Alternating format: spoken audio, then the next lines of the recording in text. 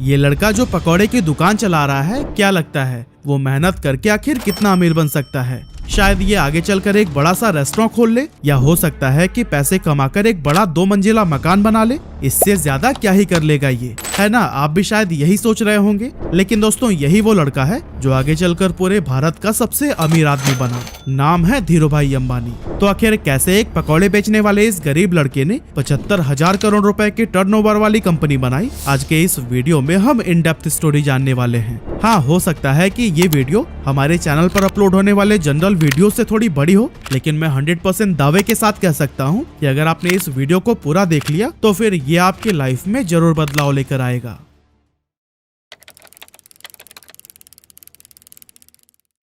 तो दोस्तों, इस कहानी की शुरुआत होती है 28 दिसंबर 1932 से, जब गुजरात के चोरवाड़ गांव के एक मिडिल क्लास फैमिली में धीरजलाल हीरालाल अंबानी का जन्म हुआ था। और यही साधारण सा दिखने वाला लड़का आगे चलकर धीरूभाई अंबानी के नाम से फेमस हुआ। इनके पिता हीराचंद गोवर्धन भाई अंबानी गांव के ही स्कूल में बच्चों को पढ़ाने का काम करते थे। और कुछ इसी तरह से जब धीरूभाई अंबानी 5 साल के हुए, तब उनका एडमिशन बहादुर खानजी स्कूल में करा दिया गया। हालांकि धीरूभाई अंबानी को पढ़ाई लिखाई से कोई खास लगाव नहीं था, फिर भी पिता के डर से न चाहते हुए भी उन्हें स्कूल जाना ही पड़ता था।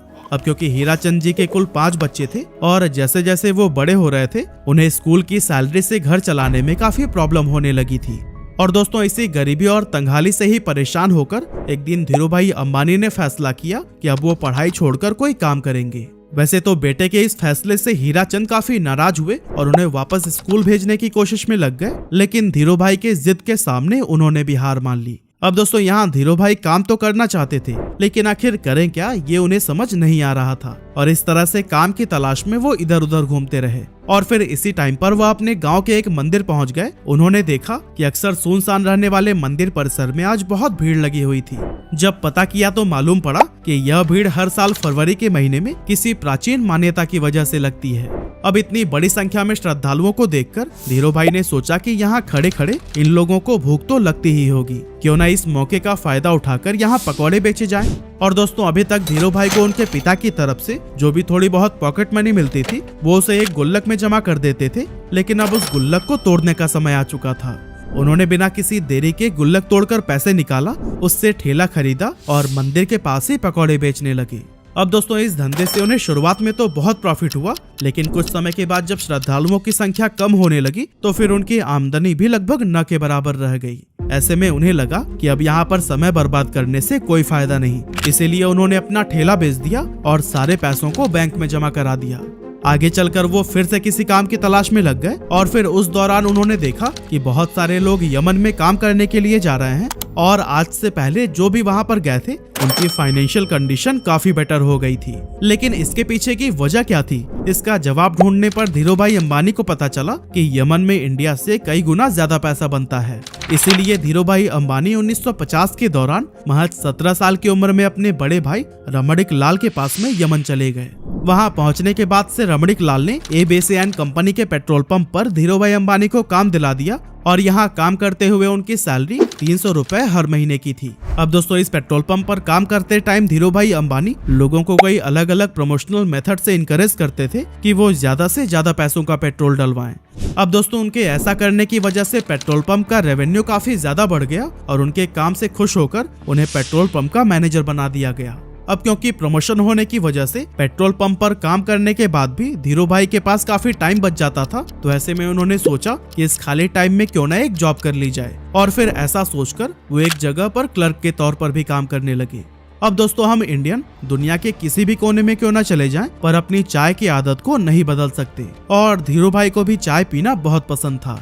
अब वैसे तो इसके लिए उनके पास 2 ऑप्शंस थे, या तो वो रोड साइड पर 10 पैसे की चाय पिए या फिर किसी 5 स्टार होटल में 1 रुपए की। लेकिन यहाँ पर धीरूभाई ने 1 रुपए वाली चाय को ही चुना, ताकि वो चाय की चुस्कियां लेते लेते आसपास के अमीर लोगों की बातों को सुनकर ये जान सकें कि आखिर वो ऐसा क्या करते हैं कि वो इतने अमीर हैं। ऐसे ही एक दिन जब वो चाय पी रहे थे, तभी उन्होंने अपनी बगल वाली टेबल पर बैठे 2 लोगों की बातें सुनी, जिसमें एक व्यक्ति दूसरे को बता रहा था कि क्या तुम्हें पता है, हमारे यमन में जो चांदी के रियाल के सिक्के चलते हैं ना, उनमें लगी चांदी की कीमत इस रियाल से भी ज्यादा है। यानी कि 100 रुपए के सिक्कों में 110 रुपए की चांदी है। अगर कोई इसे पिघलाकर निकाल ले तो फिर उसके पास पैसे ही पैसे होंगे। अब वैसे तो ये अमीर लोग इस बात को बस मजाक मजाक में कर रहे थे, लेकिन धीरू भाई ने इसे सीरियसली ले लिया। उन्होंने एक मशीन खरीदी और फिर लाखों की संख्या में सिक्कों को पिघलाना शुरू कर दिया। जैसे जैसे धीरू भाई का यह काम आगे बढ़ा, मार्केट में सिक्कों की कमी होने लगी और गवर्नमेंट भी इस बात से परेशान थी कि आखिर ये सिक्के जा कहाँ रहे हैं। और दोस्तों, जब गवर्नमेंट ने इस बात की जांच के लिए इन्वेस्टिगेशन टीम बनाई, तब धीरू भाई अंबानी का नाम सामने आया। हालांकि जब तक पुलिस उनके ठिकाने पर पहुंचती, धीरू भाई सारे पैसे इकट्ठा करके वहां से इंडिया निकल चुके थे। ये साल था 1958 का, जब धीरू भाई वापस अपने घर पहुंचे और जब उनके पिता ने यह सुना कि वो नौकरी छोड़कर आए हैं, तो वो काफी ज्यादा नाराज हुए। रिश्तेदारों ने भी काफी क्रिटिसाइज किया, लेकिन फिर भी उन्होंने किसी की भी बातों पर ध्यान नहीं दिया। दोस्तों, यमन से वापस आकर कुछ समय गांव में बिताने के बाद उन्होंने कोकिला बहन से शादी कर ली और फिर उसके बाद अपना बिजनेस स्टार्ट करने के लिए मुंबई चले गए। 1958 में ही उन्होंने 50,000 रुपए की पूंजी के साथ रिलायंस कॉमर्शियल कॉर्पोरेशन नाम से ऑफिस खोला और मसालों का व्यापार करने लगे। कुछ समय के बाद उन्हें पता चला कि मसालों की बजाय अगर सूत का व्यापार किया जाए तो उससे ज्यादा फायदा होगा, लेकिन प्रॉब्लम ये थी कि उनके पास इस व्यापार के लिए पर्याप्त पैसे नहीं थे। इसीलिए उन्होंने अपनी कजन चंपकलाल दमानी के साथ मिलकर व्यापार करने का सोचा, जो पहले उन्हीं के साथ यमन में रहा करते थे। लेकिन जब उन्होंने इस इंडस्ट्री में एंटर करने की ट्राई की, तब उन्हें पता चला कि यहाँ पर व्यापारियों ने एक यूनियन बना रखा है और वो सभी मिलकर किसी भी नए व्यापारी को इस इंडस्ट्री में एंटर नहीं होने देते हैं। और अगर किसी को एंटर करना भी है तो उससे पहले यूनियन के लीडर से परमिशन लेनी पड़ती है। इस तरह से एक नए फील्ड में उतरना धीरू भाई अंबानी के लिए काफी चैलेंजिंग हो गया था। हालांकि काफी मेहनत मशक्कत के बाद उन्हें ये परमिशन तो मिल गई, लेकिन इसके बाद उन्हें पता चला कि वो जिन फैक्ट्रीज से सूत खरीद रहे थे, उन्होंने भी एक यूनियन बना रखा है और जिन्हें फाइनल प्रोडक्ट बेचा जाता था, उनका भी एक अलग यूनियन है। इस तरह से ये सभी मिलकर इन बीच के ही व्यापारियों को लूट रहे थे, क्योंकि एक तो फैक्ट्री वाले सूत महंगे में सेल कर रहे थे और दूसरी तरफ खरीदार उसे सस्ते में ले रहे थे। बीच में नुकसान हो रहा था धीरू भाई और उनके जैसे कई सारे व्यापारियों का। ये सब देखने के बाद धीरू भाई ने एक बहुत बड़ा स्टेप लिया और अपने यूनियन के सभी मेंबर्स को इकट्ठा करके यह डिसाइड किया कि हम सब फैक्ट्री से सस्ते में माल उठाएंगे और महंगे में बेचेंगे, ताकि हमें भी अपने हक का पूरा प्रॉफिट मिल सके।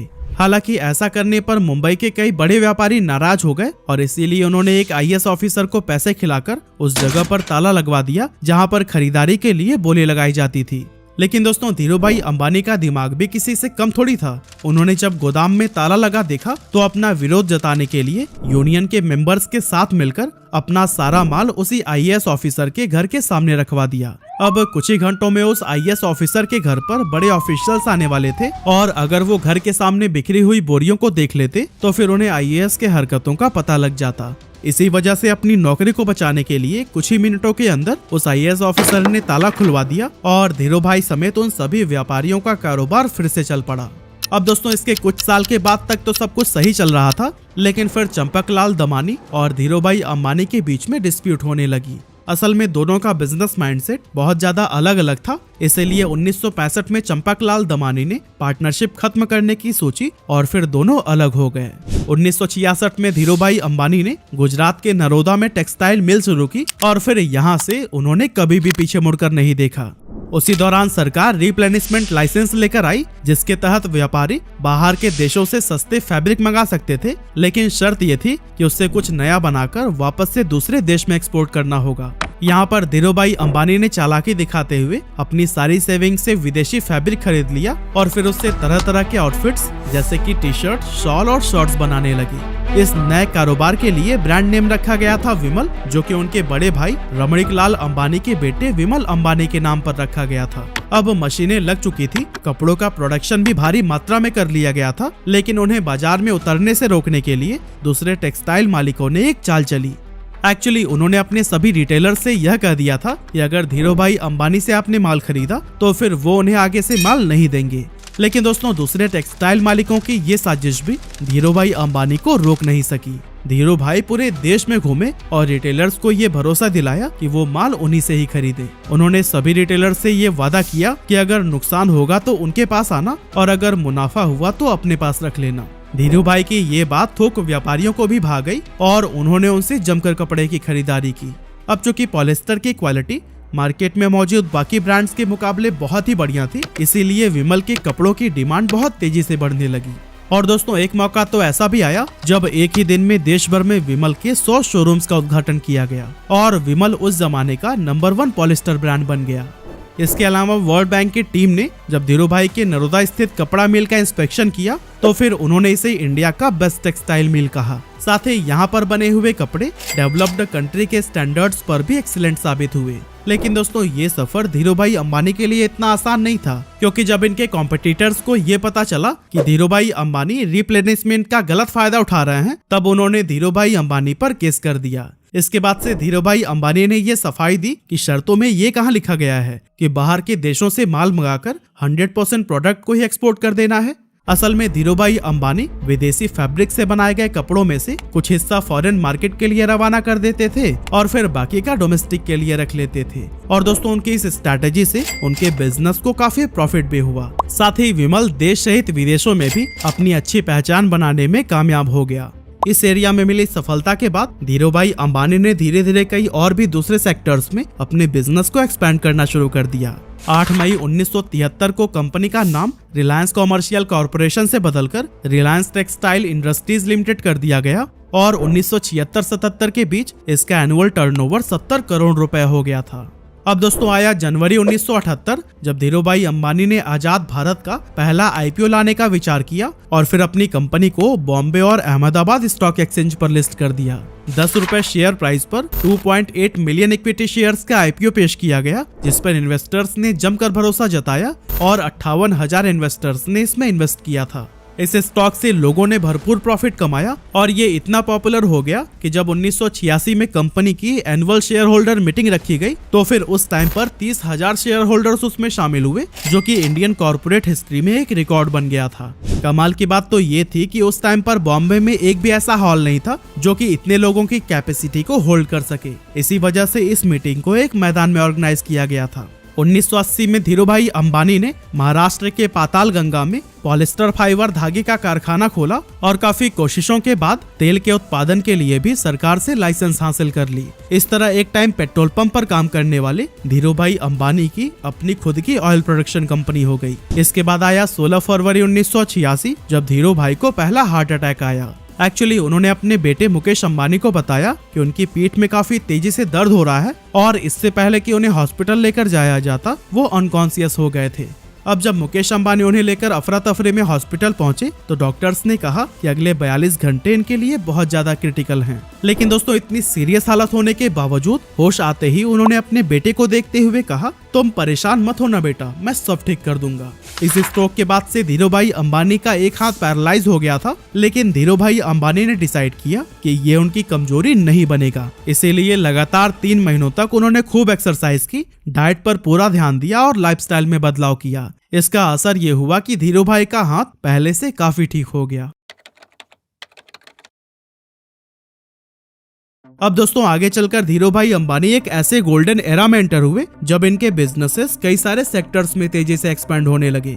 एक्चुअली 1992 में धीरू भाई अंबानी ने वो करके दिखाया जो कि उस समय की बड़ी बड़ी इंडियन कंपनीज ने सपने में भी नहीं सोचा था। असल में इस साल कंपनी ने ग्लोबल मार्केट से भी फंड जुटाना शुरू कर दिया और ऐसा करने वाली रिलायंस देश की पहली कंपनी बन गई थी। साल 1995-96 में धीरू भाई अंबानी ने 9X USA के साथ मिलकर अपनी telecom company Reliance telecom private limited की भारत में शुरुआत की। इसके बाद से 1998 से 2000 के दौरान धीरू भाई अंबानी ने दुनिया के सबसे बड़े रिफाइनरी पेट्रोकेमिकल्स को गुजरात के जामनगर में ओपन किया। और दोस्तों इस टाइम तक धीरू भाई अंबानी का इतना बड़ा नाम हो गया था कि उन्हें देश सहित विदेशों में भी पॉपुलैरिटी मिलने लगी थी। ये पॉपुलैरिटी तब और भी इंक्रीज हो गई जब साल 1996, 98 और 2000 यानी कि 3 साल उन्हें एशिया वीक मैगजीन ने power 50 most powerful people in Asia की लिस्ट में शामिल किया था। ये इंडिया के लिए बहुत ही गर्व की बात थी और इससे भारत के पोटेंशियल्स के बारे में बाकी के देशों को भी अंदाजा होने लगा था। इतना ही नहीं, 15 जून 1998 को धीरू भाई अंबानी पहले इंडियन बने जिन्हें बेहतरीन लीडरशिप के लिए the Wharton school university of Pennsylvania की तरफ से डीन्स मेडल से नवाजा गया था। इसके अलावा 1999 में धीरू भाई अंबानी को बिजनेसमैन ऑफ द ईयर के अवार्ड से भी सम्मानित किया गया और 2001 में द इकोनॉमिक टाइम्स ने इन्हें लाइफ टाइम अचीवमेंट का अवार्ड दिया। और दोस्तों कहते हैं कि ये सब अवार्ड और सम्मान भले ही सिर्फ धीरू भाई अंबानी को मिले, लेकिन उनकी इस सफलता के पीछे उनकी वाइफ कोकिला बेन का भी पूरा हाथ था। एक्चुअली जब धीरूभाई अंबानी मुंबई शिफ्ट हुए थे तब उन्होंने कोकिलाबेन को इंग्लिश सीखने के लिए कहा था ताकि व्यापार में वो भी उनकी मदद कर सके। इसके अलावा धीरूभाई अंबानी जब भी कोई नया काम शुरू करने जाते थे तो फिर उस पर कोकिलाबेन का विचार जरूर मांगते थे। और दोस्तों इसी तरह के सपोर्ट और मेहनत का ही नतीजा है कि मसाले और पॉलिस्टर बेचने से शुरुआत करने वाले धीरूभाई अंबानी साल 2000 तक देश के सबसे अमीर लोगों में शुमार हो चुके थे। उन्होंने 350 स्क्वायर फीट के कमरे से अपने बिजनेस की शुरुआत की थी और फिर देखते ही देखते रिलायंस देश की टॉप कंपनीज में गिनी जाने लगी। कहा जाता है कि अपने सपने को पूरा करने के लिए अंबानी बेहद डिसिप्लिन्ड लाइफ जीते थे। उन्होंने अपने काम करने के घंटे भी तय कर रखे थे और कभी भी 10 घंटे से ज्यादा काम नहीं करते थे। लेकिन पहले हार्ट अटैक के बाद से उनकी तबीयत लगातार खराब रहने लगी थी, जिसके चलते उन्हें हर थोड़े दिनों में ही हॉस्पिटल्स का चक्कर लगाना पड़ता था। लेकिन दोस्तों फिर आया 24 जून 2002 का वो दिन जब धीरूभाई अंबानी को फिर से एक डेडली स्ट्रोक आया और उन्हें मुंबई के ब्रीच कैंडी हॉस्पिटल में एडमिट कराया गया। यहाँ पर डॉक्टर्स ने बहुत कोशिश की लेकिन लगातार ट्रीटमेंट के बाद भी उनकी हालत में कोई सुधार देखने को नहीं मिला और इसी वजह से आखिरकार 6 जुलाई 2002 को 69 साल की उम्र में उन्होंने दुनिया को अलविदा कह दिया और अरबों का साम्राज्य अपने बेटों के लिए छोड़ गए। जिस समय उनकी मृत्यु हुई थी उस समय कंपनी का टर्नओवर 75,000 करोड़ रुपए हो गया था और ग्लोबल फॉर्चून 500 लिस्ट में भी रिलायंस ने अपनी जगह बना ली थी। कमाल की बात तो यह है कि इतनी दौलत और शोहरत हासिल करने के बाद भी उन्होंने एक बहुत ही साधारण जीवन जिया और अपनी रूट्स को कभी नहीं भूले। एक मामूली से पकौड़े बेचने वाले के लिए जीरो से शुरुआत करके कई पीढ़ियों तक चलने वाला एक साम्राज्य खड़ा करना ऑलमोस्ट इम्पॉसिबल था, लेकिन धीरूभाई अंबानी ने यह काम करके दिखा दिया।